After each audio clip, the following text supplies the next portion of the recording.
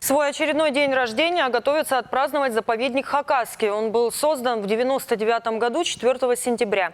С тех пор заповедное дело в республике вышло на новый уровень. А год назад, как раз к юбилею, в Таштыбском районе был построен современный визит-центр. Заповедник Хакасский – это 9 участков. 7 расположены в степной зоне и только 2 посвящены горному богатству республики. Тайга Таштыбского района уникальна. Это становится понятно сразу, как только ступаешь на эту землю. Посещать заповедник разрешено строго по пропускам. Здесь под государственной охраной буквально каждая травинка. Другая форма защиты природы – заказник. В этом случае присутствие человека допускается. В нем на контроле только отдельные представители флоры и фауны.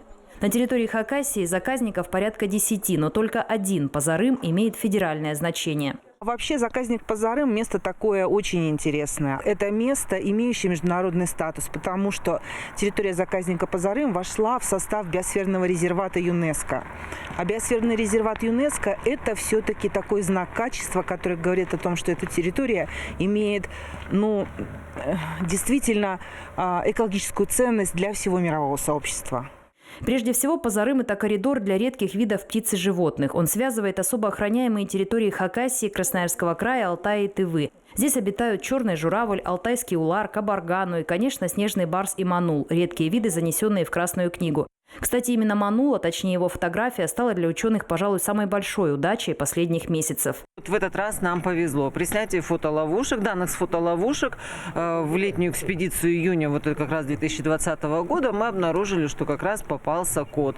Манул – это на территории рядом с заимкой Лыковых, то есть на границе заказника Пазарым и заимки Лыковых. К сожалению, пока фотографии черно-белые. Надеемся, что он и при свете дня нам попадется на фотоловушке.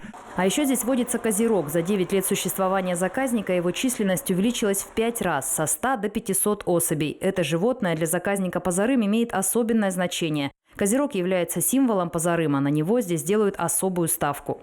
Козерог всегда был объектом охоты крупных хищников, таких как снежный барс. И, конечно, наличие такой группировки на территории заказника Пазарым позволяет нам надеяться на то, что снежный барс вернется на эту территорию. Потому что раньше он здесь фиксировался, были случаи нахождения его следов, осадков жизнедеятельности. Вот последние несколько лет мы не наблюдаем этого, к сожалению. Но рост группировки козерога позволяет нам надеяться, что снежный барс вернется. Назван Пазарым в честь реликтового озера с таким же названием, но добраться до него непросто. И вообще сотрудники заказника говорят, горный туризм не для всех. На территории Пазарыма разработано несколько экологических маршрутов. Однако осилить их может только турист, который хорошо подготовлен физически, к тому же готов соблюдать законы тайги. Татьяна Донцова, Сергей Казьмин, Вести Хакасия.